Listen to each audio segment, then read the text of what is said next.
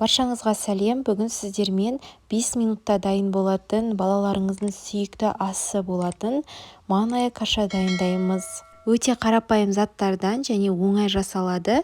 Мен 2 адамдыққа арналған порция жасадым. Ең алдымен 1 стакан сүт, 1 стакан суымызды құйып, бетінен көбігі шыққанша араластырып аламыз. Тасып кетпеуін қадағалаңыз. Оның үстіне сары қолдың майын немесе дүкеннің сары майын салып жібереміз қайнаған соң. Одан соң дәмін келтіру үшін қант саламыз. Қантты да өзіңіздің қалауыңыз бойынша сала берсеңіз болады. Ең маңызды сәт біздің жармамызды саламыз, яғни манная крупа деп аталады.